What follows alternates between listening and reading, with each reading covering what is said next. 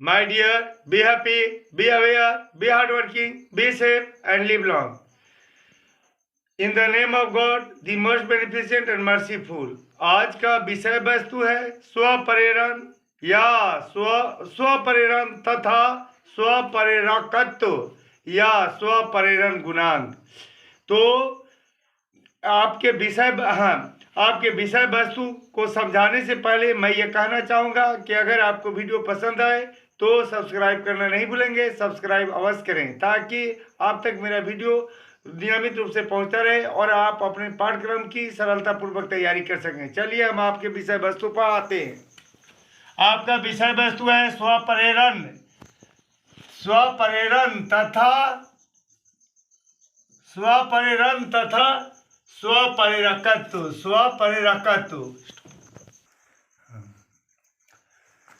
तो आपका विषय वस्तु है स्वप्रेरण तथा स्वप्रेरकत्व या स्वप्रेरण गुणांक, self induction and self inductance और कोएफिशिएंट ऑफ सेल्फ इंडक्शन। तो अब चलिए यह जो है मतलब स्वप्रेरण जो है यह धारा और उससे प्रवाहित कुंडली में धारा और कुंडली से रिलेशन रखता है। इसलिए पहले हम आपको कुंडली और उससे प्रवाहित धारा पर चर्चा करने के लिए पहले हम कुंडली तैयार करते हैं और फिर उससे धारा प्रवाहित करने की व्यवस्था। चलिए पहले कुंडली बनाते हैं। तो देखिए जब हम क्या करते हैं कि स्विच बंद करते हैं तो स्विच बंद करते ही ये क्या होता है, धारा प्रवाहित होना शुरू हो जाती है।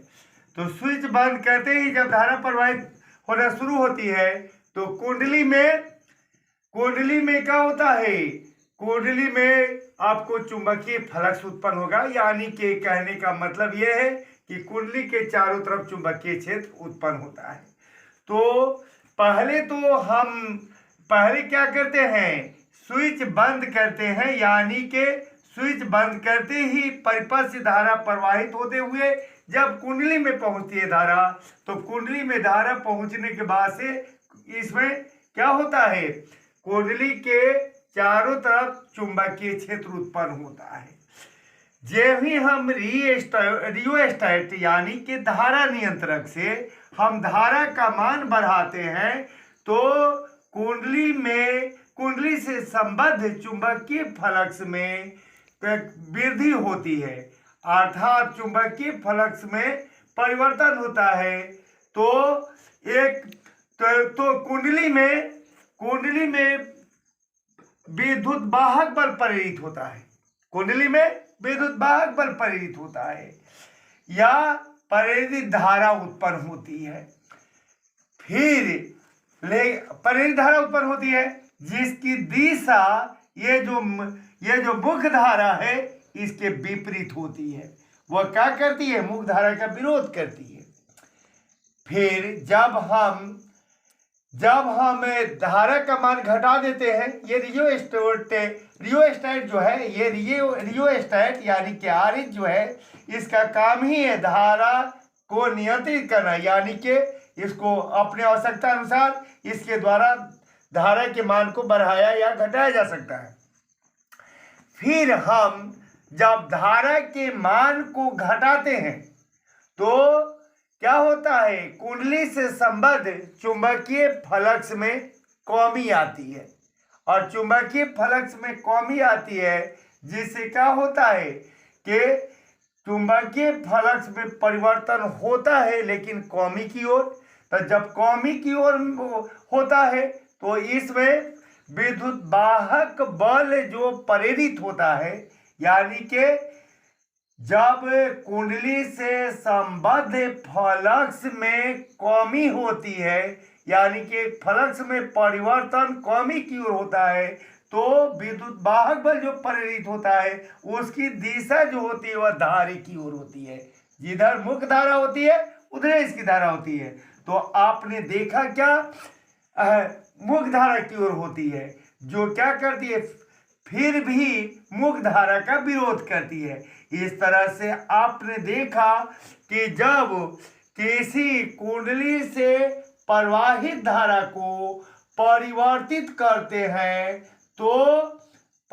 करते हैं तो ऐसे स्टेज में उसी कुंडली में विद्युत वाहक बल प्रेरित होता है या प्रेरित धारा उत्पन्न होती है। इसी घटना को हम क्या कहते हैं, स्वप्रेरण कहते हैं। इसलिए इसे हम संक्षिप्त रूप में यह लिख सकते हैं कि स्वप्रेरण के बारे में हम कह सकते हैं कि किसी कुंडली से प्रवाहित धारा में परिवर्तन होने पर स्वयं उसी कुंडली में विद्युत वाहक बल प्रेरित होने अथवा प्रेरित धारा के उत्पन्न होने की घटना को स्वप्रेरण कहते हैं। इसे मैं लिख भी दे रहा हूं। किसी कुंडली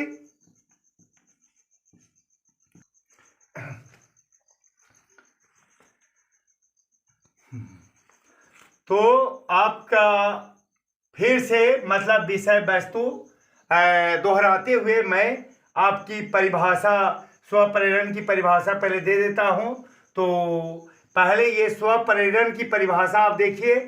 आपने तो विषय वस्तु देखा ही था कि आपका विषय वस्तु क्या है, स्वप्रेरण तथा स्वप्रेरकत्व या स्वप्रेरण गुणांक, self induction and self inductance और कोएफिशिएंट ऑफ सेल्फ इंडक्शन। तो इसमें अभी मैंने ये कुंडली, ये जो है क्या बोलता है कि इस फिगर पे मैंने ऐसे जो मतलब स्वप्रेरण की घटना को समझाया मैंने, और इसी ऐसे मतलब फिगर के द्वारा आपको ऐसे मतलब स्वप्रेरकत्व और स्वप्रेरण गुणांक, स्वप्रेरकत्व कहे या स्वप्रेरण गुणांक कहे, इसका से जो सॉल्यूशन दिखाऊंगा। तो पहले आप स्वप्रेरण की परिभाषा सुन लें। किसी कुंडली से प्रवाहित धारा में परिवर्तन होने पर उसी कुंडली में विद्युत वाहक बल प्रेरित होने या प्रेरित धारा उत्पन्न होने की घटना को स्वप्रेरण कहते हैं। अब आपका रहा स्वप्रेरकत्व या स्वप्रेरण गुणांक। तो स्वप्रेरकत्व या स्वप्रेरण गुणांक, स्वप्रेरकत्व या स्वप्रेरण गुणांक तो अब इनके बारे में देखें।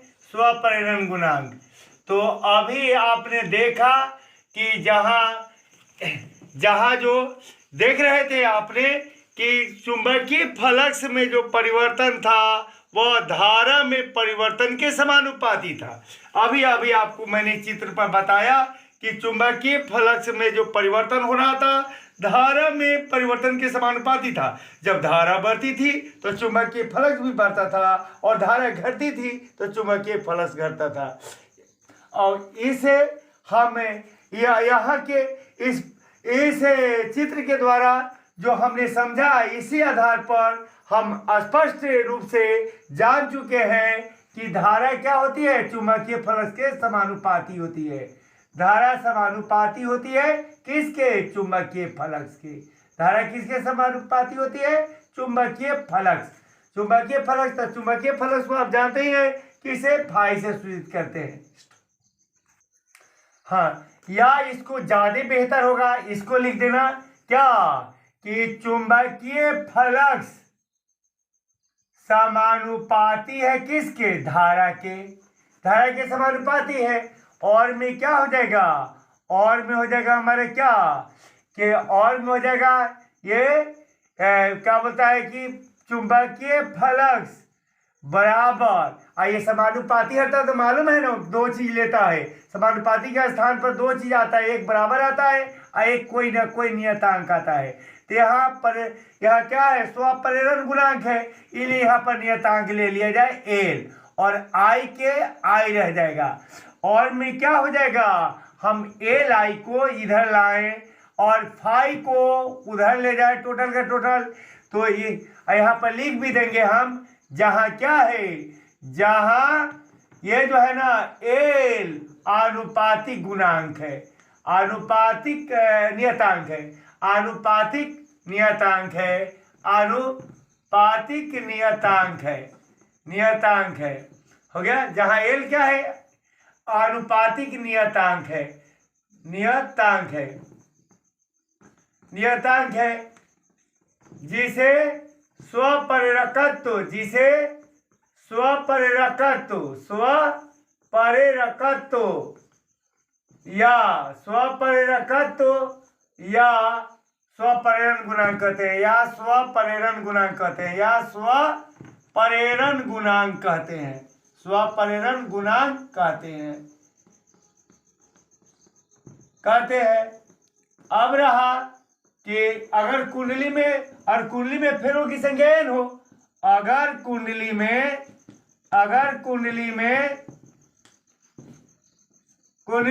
फेरों की संख्या n हो, फेरों की संख्या n हो, फेरों की संख्या n हो, अगर कुंडली में फेरों की संख्या n हो, अगर कुंडली में फेरों की संख्या कितनी हो, फेरों की संख्या n हो, तो क्या हो जाएगा, ये आई को तो पहले एल को अपनी जगह पर रखिए और फाई को अपनी जगह पर रखिए, आई गुना है तो भागा हो जाएगा, और कुंडली में फेरों की संख्या n है तो क्या होगा, फलक्स में n से गुना हो जाएगा, अर्थात l बराबर n फाई बटा आई होगा। लेकिन हम फैराडे के द्वितीय नियम से जानते हैं क्या फैराडे के द्वितीय नियम से, लेकिन हम फैराडे के द्वितीय नियम से जानते हैं क्या, कि फैराडे के द्वितीय नियम से जानते हैं कि ये जो होता है फ्लक्स में परिवर्तन की दर क्या होती है, विद्युत वाहक किसी फ्लक्स में परिवर्तन की दर, फ्लक्स में परिवर्तन की दर क्या होती है, वह फ्लक्स में परिवर्तन की दर का ऋणात्मक मान विद्युत वाहक बल के बराबर होता है। यानी कि किसी फ्लक्स में है ना, किसी फ्लक्स में प्रेरित विद्युत वाहक बल का मान उस फ्लक्स से संबद्ध चुंबकीय फ्लक्स में परिवर्तन के ऋणात्मक दर के बराबर होता है। तो जब ऋणात्मक दर के बराबर होगा किसे, फैराडे के द्वितीय नियम से, यानी कि विद्युत वाहक बल जो होता है वह क्या होता है, विद्युत वाहक बल को एप्सिलॉन बराबर एप्सिलॉन से सूचित करते हैं, और विद्युत वाहक बल क्या होता है, यह चुंबकीय फ्लक्स यानी कि डेल्टा फाई में ऋणात्मक परिवर्तन की दर, ऋणात्मक परिवर्तन की दर का मतलब हो गया ये जो है, ये विद्युत वाहक बल क्या, कुंडली में प्रेरित विद्युत वाहक बल क्या होता है, कुंडली से संबद्ध चुंबकीय फ्लक्स में परिवर्तन की दर के ऋणात्मक मान के बराबर होता है। और अच्छा, उसके बाद से आप जो है फिर देखिएगा, आपने देखा इसके बराबर होता है, तो हम अगर यहाँ से सूत्र प्राप्त करें तो ध्यान दिया जाए, और यहाँ भी क्या है, कुंडली में तो फेरों की संख्या में कोई कमी नहीं रहेगा। अगर इस सूत्र से हम लेकर आए या यहीं से रखें, तो अगर ऐसे जो मान लीजिए कुंडली में फेरों की संख्या n है, तो कुंडली में फेरों की जब संख्या n है तो यहाँ हम क्या करते हैं, यहाँ पहले जो है इसमें क्या करेंगे, फाई में हम जो है, यहाँ कुंडली में तो फेरों की संख्या n है, तो यहाँ पहले ही से हम क्या करें, फाई में n से गुना कर दें, है ना, और तब क्या हो गया, कुंडली के एतबार से ही बोलेंगे क्या, कि कुंडली में फेरों की संख्या n है, तो हम यहाँ चुंबकीय फ्लक्स के मान में n से गुना किए रहेंगे, तो फिर भी ऐसे जो फैराडे के नियम वैसे ही बोले जाएंगे कि किसी कुंडली में प्रेरित विद्युत वाहक बल का मान विद्युत वाहक का मान क्या होता है, उस कुंडली से संबद्ध चुंबक कुल चुंबकीय कुल चुंबकीय फ्लक्स आ गया, कुल चुंबकीय फ्लक्स में परिवर्तन के ऋणात्मक दर के बराबर होता है। और में क्या हो जाएगा, और में हो जाएगा क्या, एप्सिलॉन अपनी जगह पर रहेगा और डी के डी रहेगा, माइनस के माइनस डी के डी रहेगा, माइनस के माइनस डी के डी रहेगा। और एन फाई का मान आप यहां से इसे निकाल सकते हैं, इस फार्मूला से तोड़ के निकाल सकते हैं। कैसे, तिर्यक गुना कर दे, मान लीजिए इसके नीचे एक छुपा है तो एन फाई से गुना करें 1 में तो एन फाई हो जाएगा, और एल से आई में गुना करेंगे तो एल आई हो जाएगा, तो इसे एल आई हो जाएगा। तो ऐसे स्टेज में जो है हम क्या करेंगे, ये जो है डी के डी रखेंगे। हाँ जी, क्या करेंगे, डी के डी रहा और एन फाई का मान आपने देख लिया एल आई, तो एल आई डाल देंगे और उसके बाद से क्या होगा, एल आई डाल देंगे और उसके बाद से क्या होगा, डेल्टा टी के डेल्टा टी रह जाएगा। इसको डेल्टा टी ना क्या, आजकल तो लोग डी टी से जानते हैं इसलिए डेल्टा टी ना करके डी टी कहेंगे। तो अगर बाई द वे धारा जो ये जो है धारा का इकाई मान लिया जाए और धारा का हम इकाई मान ले लें, तो ऐसे स्टेज में आई का मान जब 1 रखेंगे तो ऐसे हालत में क्या हो जाएगा, धारा के इकाई मान लेने के समय में अगर हम इसको चाहे, और मैं इसको हम ऐसे लिख सकते हैं, एप्सिलॉन बराबर कैसे लिख सकते हैं, एल इनटू डी आई बटा डी टी, डी आई बटा डी टी। और ये जो है डी आई बटा डी टी, या इसको बेहतर ऐसे होगा हम इसको ऐसे लिखें कि, और में हम इसको ऐसे लिखें, एप्सिलॉन बराबर माइनस हो गया minus L into D I बटा डी टी। तत् अगर हम मान लें डी आई बटा डी टी, अगर डी आई बटा डी टी बराबर 1 हो तो क्या हो जाएगा, हो तो एप्सिलॉन के एप्सिलॉन रह जाएगा, अब बराबर माइनस एल के एल हो जाएगा और D I by D T का मान क्या हो जाएगा। तो अगर D I by D T बराबर 1 है ना एम्पियर प्रति सेकेंड हो, ऐसे माने, और डी आई बटा डी टी बराबर 1 एम्पियर प्रति सेकेंड हो तो क्या होगा, प्रति सेकेंड हो तो क्या होगा, एप्सिलॉन के एप्सिलॉन रहेगा और एप्सिलॉन किसके बराबर हो जाएगा, एल के। अर्थात कुंडली में प्रेरित विद्युत वाहक बल क्या होगा, कुंडली में प्रेरित विद्युत वाहक बल स्वप्रेरकत्व अर्थात स्वप्रेरण गुणांक एल के बराबर होगा। तो इस तरीके से हमें एक यह भी सूत्र प्राप्त होता है और दूसरा हमें एक जो है हमें समझिए कि यह भी एक सूत्र प्राप्त होता है, यानी कि कुंडली में प्रेरित विद्युत वाहक बल जो क्या होता है, वह कुंडली में प्रेरित विद्युत वाहक बल के स्वप्रेरकत्व अर्थात स्वप्रेरण गुणांक के बराबर होता है, अर्थात एप्सिलॉन बराबर होता है एल।